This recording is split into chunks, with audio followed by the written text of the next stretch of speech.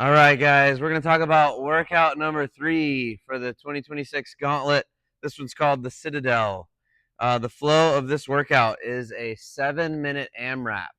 So in the 7 minutes, you're going to complete as many rounds and reps as you can, starting with 120 jump rope reps, either double unders or single unders, depending on your division. Then 4 rounds of 12 deadlifts and 8 either med ball sit-ups, toes to bar, or toes above hips, depending on your division. After 4 rounds of that deadlift and gymnastics couplet, then you'll go back to the jump rope for another 120 reps, and then continue with another 4 rounds of the couplet, continuing that cycle until time runs out. Please make sure you check with the division standards. That's all going to be posted online for your specific weights and movements for the division. The score for this workout is going to be the total reps completed at the end of 7 minutes. For this flow, you're going to have one athlete working at a time. The double unders or the single unders can be completed with you and your partner however you desire. You can split that up with your partner however you want.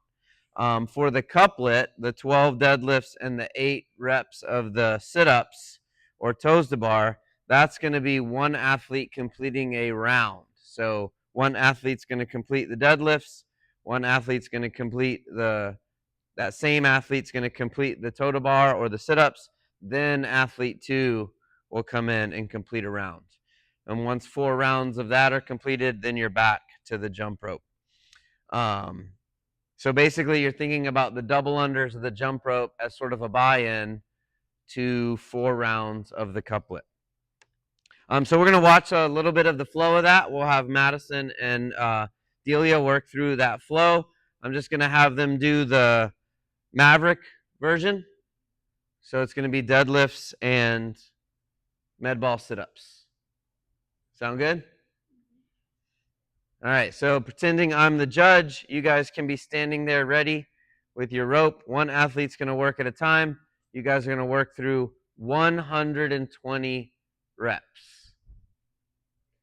All right, 3, 2, 1, go. 3, 4, 5, 6, 7, 8, 9, 10. Let's pretend she wants to change. That was 11, 12, 13, 14, 15, 16, 17, 18, 19, and 120. We'll pretend that was 120. So one of these 2 athletes is going to start the couplet. Go through 12 deadlifts. 1, 2, 3, 4, and 12. And then 8 sit-ups.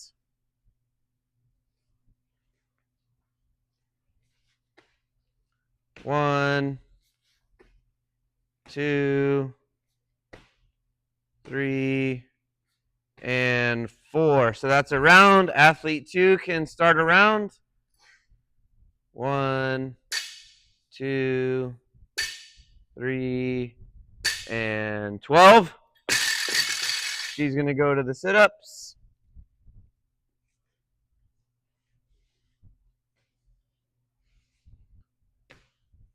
1, she's really in it to win it today. 2, and 8. So we'll pretend that's 8. So they completed 2 rounds. Madison would complete another round of that couplet. Delia would complete another round of that couplet. And then they would have to come back to the jump rope and complete another buy-in of 120 reps, singles or doubles, depending on your division. So that's the flow. You'll continue that pattern until 7 minutes are up, completing as many rounds and reps as you can. We'll go over the standards. So starting with the double under, for the dragon division, the rope is going to pass under the feet twice with a single jump. So standard rules apply for the jump rope. We want the rope to spin forward. The rope is going to start on the ground. At 3, 2, 1, go. Both athletes can pick up their jump rope and have it ready, but only one athlete jumps at a time. So common no reps would be crediting attempts instead of successful reps. So in your mind, if you're thinking you've got the right amount and the judge is counting the true completed reps, spinning the rope backwards, or in the event of both athletes jumping at the same time, the judge is only going to look at one athlete and count that athlete. So that's for the double under. Single under, very similar. The rope is going to pass under the feet once with a single jump. Same thing, the rope is spinning forward.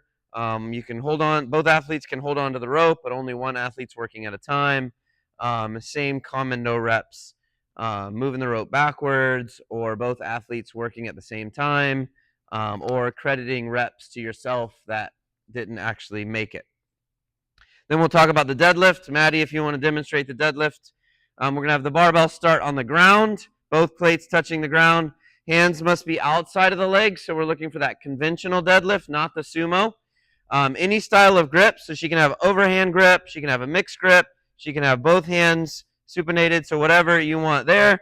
The rep is credited when the hips and knees reach full extension and the head and the shoulders are behind the bar when viewed from the side. So she's going to stand it up.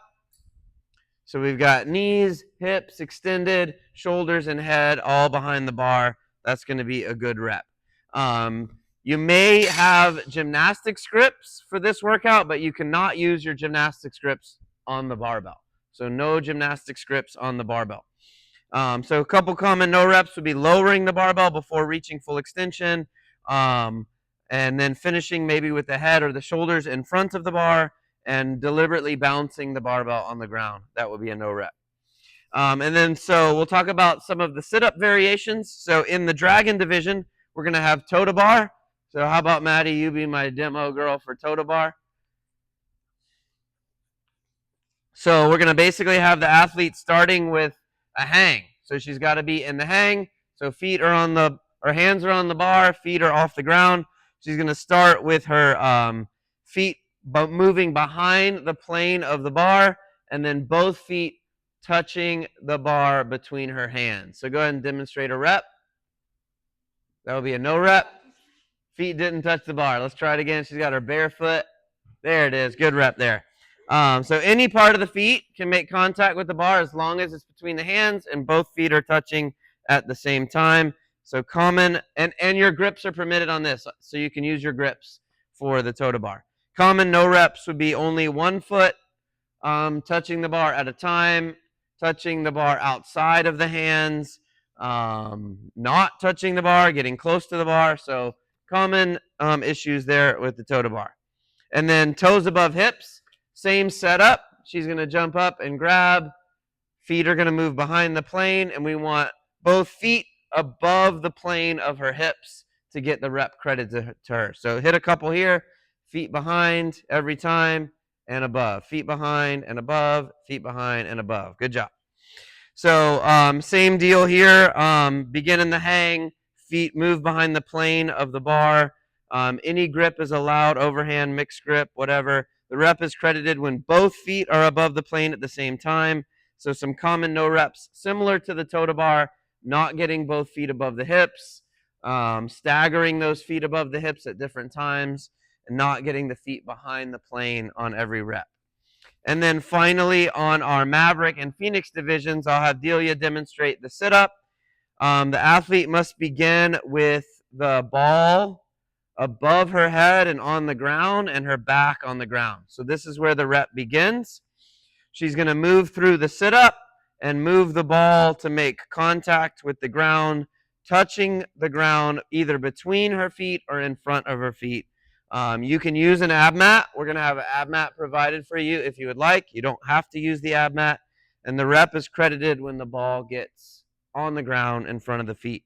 So common no reps would be maybe not touching the floor above the head. So if she touches here and she doesn't touch the floor, maybe she bounces it off of her forehead or something like that, that would be a no rep. Not touching the med ball on the ground. So you see how she's got the med ball touching her feet. So it needs to touch the floor between her feet. That would be a good rep. And so those are the common issues with that movement. Like I said earlier, the standards are going to be posted online.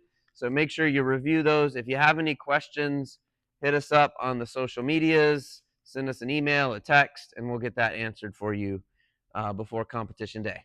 All right, that's workout 3. Thank you, guys.